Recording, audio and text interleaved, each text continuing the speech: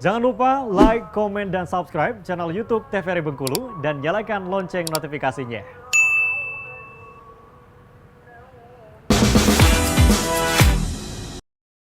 Makin ramai sekali, banyak pendatang yang mulai datang ke Bengkulu dan itu otomatis akan menambah volume kendaraan ya, apalagi di pagi-pagi.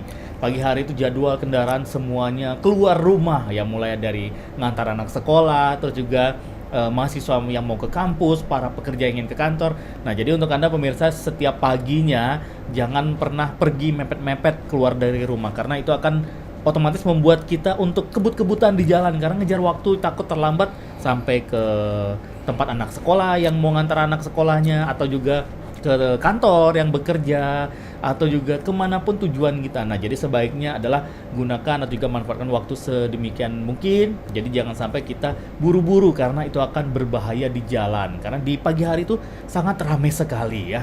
Bener ya Bang Ferry ya, kalau kita rasain sekarang akhir-akhir ya bisa dibilang setahun 2 tahun ini Kota Bengkulu semakin ramai Bang ya. Macet ya. Iya. Apalagi pagi-pagi. Jam pulang kantor gitu kan. Jam pulang kantor juga sore dan juga pagi. Waduh, rasanya ini ini di Kota Bengkulu itu bukan sih semakin ramai gitu. Oke.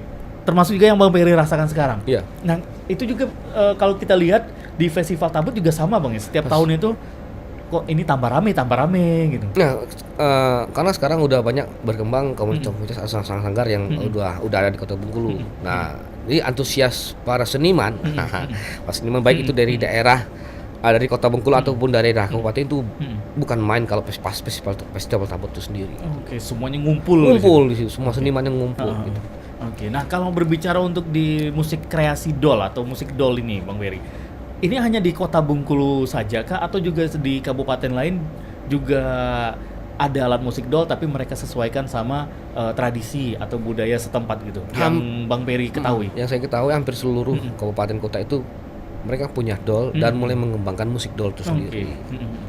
Walaupun ini kan kota, tapi enggak lah. Tapi sekarang kan seniman-seniman yang ada di kabupaten mulai mengkreasikan dol itu dan mengembangkan dol itu dengan musik tradisi di daerah setempat kayak gitu.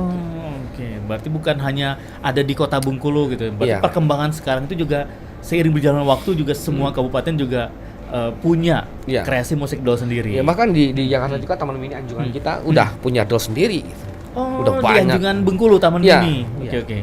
Berarti di sana juga orang-orang dari yang pendatang yang itu bisa juga coba main dol itu sendiri. Kalau belajar pengen tahu dol itu seperti apa kan di Taman Mini ada gitu. Bahkan di provinsi lain juga ada pernah beli, di Bangka Belitung dulu pernah beli dol. Banyak sih di Solo juga ada musik dol itu sendiri dibeli dan dipelajari oleh mereka gitu. Nah, sampai kejadian musik dol sendiri itu dijadikan mata kuliah di ISI Solo gitu dulu. Sempat jadi mata kuliah musik dol ini. Itu dulu almarhumah kalau nggak salah Cisuk itu namanya itu Iwayan Sarde. Ketika kita tampil di Solo waktu SIAM Solo International Perform dan kita di upload baik, dianggap terbaik lah saat itu kan. Akhirnya dijadikan mata kuliah dol ini seperti apa gitu. Orang pengen tahu karena uniknya dol. Mungkin lihat uniknya itu dari bahan pembuatannya, bentuknya bunyinya juga. Terus kalau untuk dijadikan dicari nadanya, dol tuh nggak punya nada. Benar juga Bang Ferry ya. Tidak ada do re mi fa sol la si, nggak ada. Tapi bisa masuk ke semua alat musik gitu. Itu yang aneh. Saat direkam juga nggak bisa masuk ke suaranya ke mikrofon atau ke speaker. Susah karena bunyi dol itu gaung itu lebih panjang gitu. Susah untuk direkam kayak gitu. Pernah dari malam kita merekam malam sampai pagi, akhirnya nggak keluar aslinya bunyi dol itu nggak keluar itu nggak bisa. Tapi karena dol itu kan tergantung cuaca. Kalau dingin ya gini, kalau pas panas bunyinya nyaring. Itu kejadian juga waktu nampil di Solo. Mas ini high semua enggak, tergantung cuaca. Kalau cuacanya dingin, dia low semua. Tapi kalau pas panas, dia high semua. Gitu loh. Iya. Kok bisa gitu Mas? Nggak percaya silahkan gitu kan. Ini mereka cari, iya ya, beda sih. Tapi pas siang bunyinya kayak gini, pas hampir malam kok kayak gini, nggak tahu. Gitu kan. Oh, itu yang mungkin juga membuat orang-orang semakin penasaran, penasaran ya. dulu itu. Kok bisa seperti ini pada saat cuaca panas dia lebih high, Gitu. giliran cuaca dingin atau malam jadi lo ngebas gitu. Pernah kejadian speaker jebol, saking dekatnya ke dol, mereka pakai mic, itu kan disodorkan ke dol. Ya, mereka kan yang saat kita yang player kita yang pemain kita itu mukul, saat itu memang lagi semangat ya mungkin terlalu keras, akhirnya speakernya jebol. Nggak bisa ditangkap, dipaksain ditodongin kayak gitu kan. Sebenarnya sih cukup dengan jarak yang jauh, dol itu udah tertangkap bunyinya gitu. Mungkin dia lihat kali kayaknya ya. Wah, ini dari kulit sapi kayaknya dia agak mendem, jadi mic-nya harus lebih dekat. Ya gitu. Ternyata di luar dugaan. Luar dugaan. Bisa kita lihat juga di setiap di festival Tabot juga mic dol itu paling dari 5 dol hanya 1 mic misalnya. Iya, dengan jarak yang cukup jauh. Jarak cukup jauh. Karena memang itu tadi pemirsa, mungkin kalau pemirsa yang biasanya setiap tahun nonton Festival Tabot atau juga pernah menyaksikan pagelaran seni dari musik dol ini sudah tahu nih gimana nyaringnya dari suara dol. Oke, dan kalau untuk sekarang ini kita balik dari Bang Ferry sendiri, apa yang Bang Ferry rasakan di akhir-akhir ini, mungkin di era-era bisa kita bilang Gen Z lah sekarang, anak-anak muda sekarang, bagaimana mereka ngelihat musik dol ini, ketertarikannya apakah sama seperti pada saat Bang Ferry muda atau beda atau Boko Bang? Itu dia. Itu beda porsinya, beda gayanya kan. Ibarat kecil kalau zaman dahulu kan kita yang muda-muda itu berkreativitas lah, berkreativitas mencari tahu, terus melakukan perkembangan gimana dol ini bisa dikenal di luar daerah atau bahkan ke luar negeri. Tapi kalau di zaman sekarang semacam keterpaksaan gitu. Memang di sekolah-sekolah diwajibkan anak-anak itu diwajibkan, ada yang diwajibkan, ada yang enggak sih sebenarnya. Pensi lah, pentas seni, dan mereka harus belajar ke sanggar-sanggar, belajar baik itu musik dol atau tari-tari kreasi Tabot atau tari kreasi daerah Bengkulu. Nah, kesannya itu dipaksa loh, bukan kesadaran kalian. Zaman dulu ya kita cari tahu, berebut gitu semua. Nah, kan kalau itu memang lagi nganggur, kita berebut mainnya sampai maaf ngomong, zaman dulu kan sampai tonjok-tonjokan pada saat itu. Tapi zaman sekarang enggak. Jadi antusias mereka memang mereka berantusias, tapi karena dengan alasan mereka harus belajar disuruh sekolah gitu. Karena tapi ambil nilai gitu. Karena kalau memang ada sih beberapa orang yang memang pengen bergabung di sanggar, pengen ikut gabung di sanggar, terus mereka belajar tari, belajar musik itu ada, tapi cuman beberapa dari sekian banyak. Ini pernah kejadian kita buka nih pendaftaran untuk mereka yang pengen masuk ke sanggar. Dari sekian banyak yang daftar, paling yang bertahan cuma 2 orang. Kayak gitu. Seleksi alam gitu. Karena memang niat sih, tergantung niat mereka sendiri pengen belajar atau enggak gitu. Tapi kalau balik tadi ke antusias mereka kurang. Kurang tadi. Mungkin karena untuk mahasiswa sendiri mereka terbataskan karena mungkin karena mereka pengen meneliti, akhirnya mereka baru datang. Tapi dengan hati nurani mereka sendiri, dengan rasa cinta mereka sendiri akan kebudayaan yang ada di termasuk dol itu sendiri, itu kurang, sangat-sangat kurang. Itulah PR juga, mungkin juga PR juga dari Bang Ferry bersama teman-teman, gimana cara untuk membangkitkan lagi semangat anak-anak muda sekarang untuk mencintai dol itu. Nah, kalau dari itu kan untuk kendala kita terhadap Gen Z ini. Nah, kalau kendala secara umumnya gimana Bang? Untuk kita tetap menggaungkan musik dol ini atau alat musik dol ini dikenal semua orang gitu.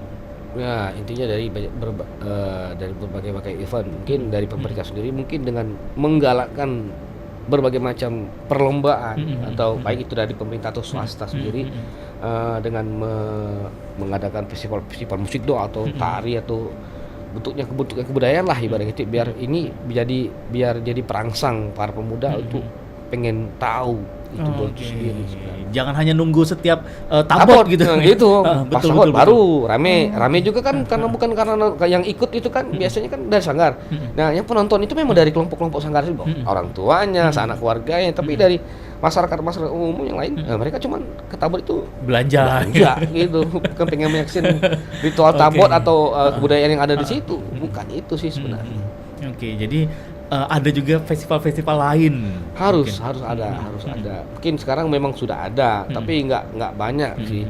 Mungkin festival-festival yang sudah dulu tahun berapa itu banyak ada festival Bumi Rafflesia, festival apa sih banyak lah Bengkulen inilah itulah. Tapi mulai sekarang udah mulai hilang, cuman ada festival Tambun aja. Oke, jadi itu yang bisa dibilang ya kegelisahan lah gitu ya. Iya. Dari seorang Ferry Ganti yang pelestari juga budaya tradisi khas Bengkulu ini, dimana biar semakin banyak dikenal orang harus sering-sering ada festival. Kalau dulu kan ada juga tuh yang pemecahan rekor main dol terbanyak. Terbanyak 500 dol yang dulu di yang diadakan di Port Center. Saya ikut itu. Kelompok juga ikut. Terus juga saya berharap sih support dari pemerintah juga sih ketika teman-teman atau kelompok apapun itu sanggar apapun itu ketika mereka diundang untuk bisa mengikuti kegiatan-kegiatan yang ada di luar provinsi. Itu kan kita mempromosikan nih, memperkenalkan budaya kita nih. Tolong disupport juga lah gitu kan. Nah, jadi itu jadi dari segi pemerintah ya supportnya harus lebih lagi gitu. Tapi kalau untuk minat balik lagi ke minat pemuda tadi, memang banyak sih di tempat saya juga yang belajar tuh dari anak SD, SMP bahkan SMA bahkan sudah punya keluarga yang ikut tetap belajar, tetap melestarikan kebudayaan yang termasuk dol itu sendiri, musiknya kayak gitu kan. Tapi tidak cukup itu aja sih. Betul. Kalau kita nggak dari kita sendiri atau siapapun itu, lama-kelamaan ini bisa hilang benar. Yang hanya tinggal pengrajinnya, dolnya banyak, stoknya banyak dibuat, tapi nggak ada orang yang main gitu. Anak-anak juga tidak tahu tamatam itu seperti apa, meradai seperti apa gitu. Nah, yang enggak seperti dulu. Kalau seperti dulu kan kami lagi memang itu yang di era zaman itu lagi pengen tahu, itu ada apa, lagi ngapain. Betul. Orang bikin itu, bikin tabut, orang bikin itu. Akhirnya kita datang, kita tahu, kita lihat, kita belajar itu. Dan orang-orang tua dulu nggak melarang kita itu, belajarlah gitu. Bahkan kita disuruh gitu. Oke, karena juga budaya turun-temurun yang dilestarikan terus. Betul. Oke, mudah-mudahan juga anak-anak muda sekarang, ayo sama-sama kita cintai musik tradisional kita yang memang sudah menjadi unggulan, kebanggaan, ikonnya Bengkulu Dol. Betul. Pokoknya rata-rata ya semua logo-logo dari entah itu perusahaan swasta atau juga komunitas, entah itu komunitas motor segala macam, pasti ada logo tabotnya. Selain Bunga Rafflesia, terus juga tabot, ada dolnya juga. Ada dolnya juga. Betul. Karena memang sudah melekat sekali. Pokoknya orang tahu Bengkulu itu Bunga Rafflesia, terus juga tabot, terus juga dolnya. Nah, kalau dol sendiri Bang Ferry, ini ada berapa macam nih Bang? Cuman satu kita sebutnya dol atau ada yang lain gitu? Enggak, dol cuma itu aja. Satu itu pokoknya dol. Mau ukurannya besar, kecil, tetap dol. Lagi yang bagian kecilnya dol namanya dol kecil. Oh, dol kecil. Dol kecil. Oke, tidak ada penyebutan yang lain atau nama yang lain. Kalau paling dol boyah, tetap dol juga. Oke deh. Dan pemirsa ini kita akan kembali lagi nih, masih ngobrol bersama dengan Bang Ferry Ganti. Jangan kemana-mana, tetap setia di obrolan pas di sini.